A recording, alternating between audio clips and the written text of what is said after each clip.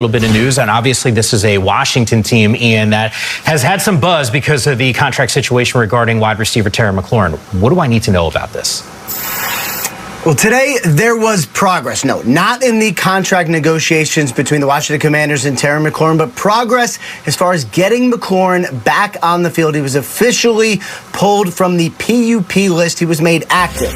Now, what this means is that the Washington Commanders are now going to go about the process of getting McLaurin ready to be on the football field and practicing, what they call the ramp-up period. As Dan Quinn said today, they believe in their return-to-play protocol, and that is where they're going to go step by step with Terry McLaurin. It's about 2 weeks or a little more before the season.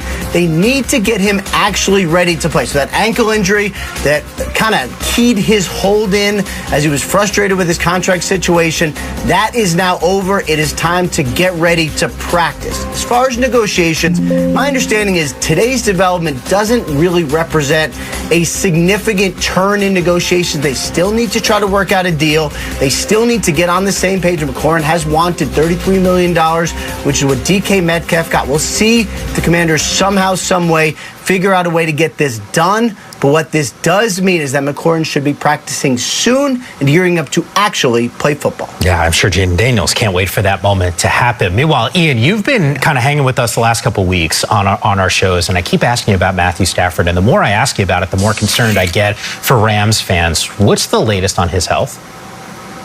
I think it's fair to say the Rams, and for Rams fans, don't really quite have an answer yet on their star quarterback, Matthew Stafford. In his late 30s, dealing with an aggravated disc in his back. Remember, a week ago today, Stafford threw about 60 balls on a football field, all sorts of different angles, really to gear up and return to practice on Monday for the first time all training camp. He did the throws, was not able to come back to practice. It's not like he had a setback, he just wasn't ready. So today, they're going to try again. Stafford is going to have a workout. He's going to do a variety of throws, as Sean McVay told reporters recently. They're going to do some things different and maybe more in line with getting Stafford back on the practice field, maybe pull back a little bit. But what they want is a little bit of progress. They want him the next day, the day after, to feel better, to try to get on the field Monday. Still time to get him ready for the season. They're still optimistic he'll be ready week 1, but he's got to be out there eventually to do it. You know, a season ago, this is a Rams team that piled up some losses because of some health issues on their offensive line.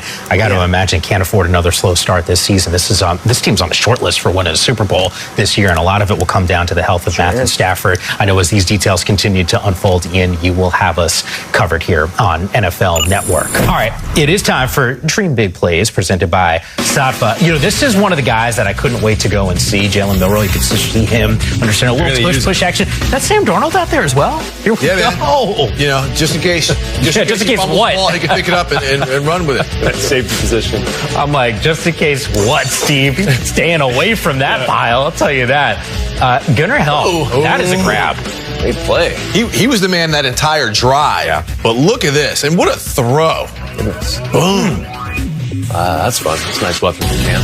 Yeah. 4 catches, 4 targets, 48 yards. I will take that. Meanwhile, preseason week 2 action. This is what we have for you here on NFL Network coming up in about a half hour. So it's Browns and Eagles. And then it's Niners and Raiders. It is a triple header, Jets and Giants. I will be on the couch watching to see what's going to happen with that Giants offense as they match up against Gangrene. And then, of course, 2 games once again tomorrow. And we also got Cardinals and Broncos for you tonight. I'm thinking about the Raiders all of a sudden because we've had this conversation about rookie quarterbacks. And yet Ashton Jeanty, I thought, heading into this season, is on the short list for maybe the most explosive offensive player. I know there's some fans that are concerned. 3 carries, -1 yards in the preseason. Should they at all, Steve, be at all concerned? No. Yeah. I mean, 3 carries, -1 yard in the first preseason game. Why would you be? Don't you want him to have 24 carries, once you get into the regular season? If he's getting -1 yards in, then you get concerned. Yeah. I mean, right now, they may just run some plays that just weren't necessarily designed to put him in harm's way, so to speak. This happens all the time. So anybody who's flipping out over something like this, a little too hardcore of the fan at the moment. Yeah, there's nowhere to go on any of those plays. There's a free linebacker in the hole on the second run that he had. The first one, there just wasn't any room, and the second one kind of got bottled up. So we get him out of there. He's going to to be the guy that gets all the touches when you get to the season. So I think for me, I'm not worried about it at all. I think more concerning is maybe the offensive line. But really, when you looked at the plays that they were running, they were very standard Chip Kelly stuff. Like, it's just as cookie cutter as you get. And no offensive coordinator, I'll just argue this, has been studied more than Chip Kelly. Like, they dig into his stuff so much. I know how to stop Chip Kelly's offense. So he has wrinkles. He has stuff that he'll do in the regular season that Genty will be fine. So he's not unloading it in week 1 of the preseason. He'll be just fine. Is what you're telling me, Chip Kelly. One of the other storylines around that squad we don't talk nearly enough about. Shedeur Sanders, the story in week number 1. The dude's going behind enemy lines for advice. We'll explain. Coming up next on Game Day Kickoff, presented by Satva. Hardened toughness. That's what we're going to be about. Not just work, not just showing up and punching in. It's going to be hard. Because why? It's going to callous us up.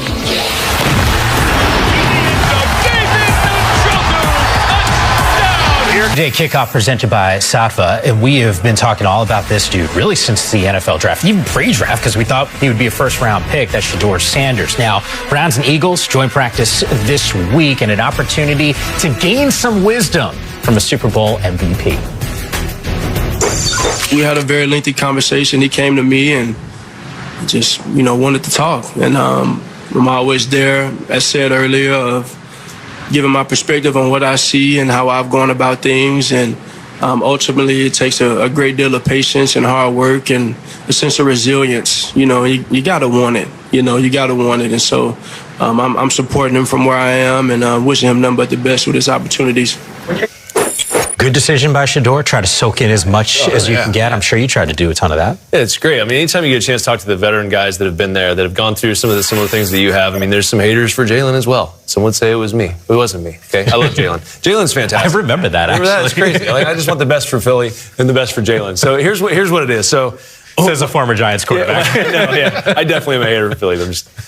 So Shedeur, like, when I watch Jalen, it gives me the warm and fuzzies because he's never in a panic. And I think that's the number one thing that Shedeur can take from Jalen's game is just play in control of the moment. Jalen is never in a hurry. I don't care if it's Super Bowl, preseason game, whatever it is. It's on his terms. So for Shedeur, a lot of times, it's on the defense's terms. Now, he's athletic enough to move around and make plays like we saw last week in the preseason. That stuff is great.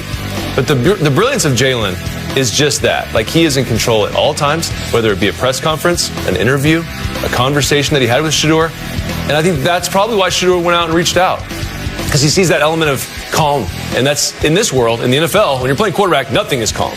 So for Jalen to have that superpower, I would say, is definitely something Shedeur can grab and try to utilize in his game. And I don't know if they went there, but if you look at Jalen's track, I mean, for the Alabama getting Wally pipped by Tua, then him going to Oklahoma, doing well, coming into the Eagles, having to sit behind Carson Wentz. And there was a lot of controversy about that when they decided to make the move to Jalen. There's a lot of things he had to deal with, and I'm sure, again, I don't know the depth of the conversation, but how to handle adversity. Shedeur's in a different type of market in terms of Cleveland's a loud market with a fan base, incredible fan base. Philly is like maybe the loudest and most aggressive. You're never going to do enough to please that incredible fan base. Even winning a Super Bowl, people are talking about what Jalen, what he has and what he doesn't have. So maybe how to deal with some of that. But I think Jalen, when you see the maturity of such a young man, probably just told him, just deal with things as they come to you. I mean, that's why I'm glad Shedeur sought him out, because he's got advice from his dad, a Hall of Famer. But, Deion's level of fame is next level. Shedeur's probably met a lot of different people. So getting a little sample from a guy who's just won a Super Bowl in a market like that, I think, is really important. Shedeur's done a lot of this, too. I signed with Myles Garrett when I was out there in Cleveland. He's walked across the aisle, which usually that doesn't happen for a rookie quarterback, talking with Myles. So he's got a good head on his shoulders. He's trying to get all the information he can. Yep. Might just be one nugget, just one little thing that can change the trajectory of what we're going to see this season. Now, we don't know if we're going to see Shedeur Sanders on the football field this upcoming season. There is a little bit of a quarterback battle. Judy Batista's in Philadelphia has more on that. Take me through, Judy, this competition that everyone's been talking about the last few weeks. Yeah, it never really materialized, I think, the way the Browns had hoped it would. Don't forget, this was never going to be a four-way competition. It was going to be two-way competitions. Joe Flacco and Kenny Pickett were supposed to compete for the starting job, and then the two rookies would compete. It never really materialized for the starting job, though, because the only healthy quarterback throughout training camp is the 40-year-old. Joe Flacco. Kenny Pickett 3 weeks ago hurt his hamstring and hasn't been able to come all the way back to practice. So that set him way back in the competition that, frankly, the Browns hoped he was going to give Joe Flacco. They wanted Kenny Pickett to push Joe Flacco. They were open to Kenny Pickett winning the starting job. That's not going to happen. He is almost certainly going to be named the starting quarterback by Kevin Stefanski this week. And actually, Joe Flacco may actually get on the field in the preseason finale next weekend. As for the rookies, Dylan Gabriel had the hamstring injury. Shedeur Sanders had a sore arm one time, and then now he has the oblique injury that is keeping him out of the game today. So those two are still competing. In the pecking order right now, it's Joe Flacco, Kenny Pickett, then Dylan Gabriel, then Shedeur Sanders. But frankly, that order is up for grabs. We'll see how Dylan Gabriel does. We know that Shedeur Sanders had a really impressive debut last week, throwing for 2 touchdown passes. We'll see if Dylan Gabriel can match that. The question is, what is the order of the depth chart going to be, and will the Browns keep 4 quarterbacks? Andrew Berry, the general manager, has said repeatedly they are open to keeping 4 quarterbacks. That would be very unusual in the NFL, but we'll see if that's where the Browns are. So the depth chart in that quarterback room is a fluid situation. We will find out a little bit more clarity as the preseason continues to unroll. On the flip side, the Eagles, we know, Judy, they're studs all over the place. So how do they manage their key players today? Well, you're not really going to see any of their starters today. No Saquon Barkley, no Jalen Hurts, and actually, you're not even going to see backup quarterback Tanner McKee. That is because he played extensively last week, did really well. They love him. They know what they've got in him. 2 touchdown passes last week. What they really need to see, the Eagles, are 2 guys who are competing to be the 3rd quarterback. That's Kyle McLaurin, the rookie, and Dorian Thompson-Robinson. Those guys are competing to be the number 3 quarterback in Philadelphia. So they are going to split time here today at this game. None of the starters for Philly, you know who the stars are. They don't need to get them out on the field anymore. Judy, once again, I know you got a little more coverage for us in Philadelphia. Stay cool, because you and I were talking a little bit earlier. I know it's a little steamy in Philadelphia, so we'll get closer to kickoff coming up in just a couple minutes here on NFL Network. Meanwhile, this is an What's up, Vikings Nation? This is Victor with Report Vikings, your #1 stop for everything Minnesota Vikings. Alright guys, this one's big. Terry McLaurin, yeah, Scary Terry, has officially requested a trade from the Washington Commanders. This is one of the most consistent, explosive, and respected wide receivers in the entire NFL. We're talking about a guy who's had over 900 receiving yards in every season of his career, even while playing with an absolute carousel of quarterbacks in Washington. So here's the question everyone's asking. Should the Minnesota Vikings go after Terry McLaurin? Does this even make sense for our roster right now? Let's break it down. Look, we already know Justin Jefferson is our WR1, and when healthy, he's the best wide receiver in the entire league. That's not even up for debate. Then you've got Jordan Addison, who had a really solid rookie season. 911 yards, 10 touchdowns, and showed great chemistry with our QBs, especially down the stretch. But here's the kicker. With Jefferson currently dealing with a minor injury, and JJ McCarthy stepping in as a rookie quarterback, wouldn't it be huge to add a veteran presence like McLaurin to help settle the offense? I mean, we're talking about a guy who had 1,002 yards last season with Sam Howell throwing the ball. You give this man a creative play caller like Kevin O'Connell and weapons around him like JJ and Addison, and it could be fireworks. But let's keep it real. This might not happen.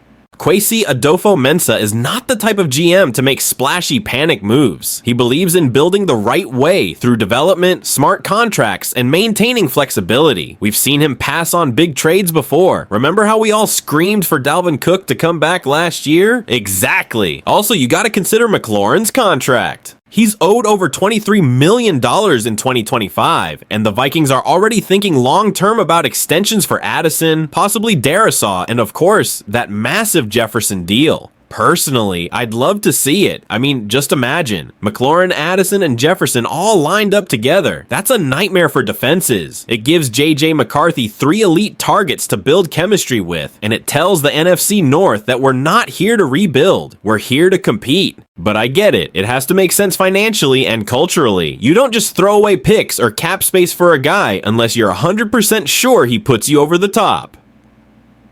So, I'd say it's a long shot, but not impossible. Now I want to hear from you, Vikings fans. Should Kwesi pick up the phone and make a move for Terry McLaurin, or are you confident in JJ, Addison, and the rest of our guys to carry the load? Drop your take in the comments right now, and don't hold back. Let's get the purple conversation rolling. If you enjoyed the video, smash that like button, subscribe to Report Vikings for daily updates, and share this video with your Vikings group chats and Twitter X threads. We've got a wild season ahead of us, and I'll be right here breaking it all down with you. Skull Vikings, this is Victor, signing off. Until next time.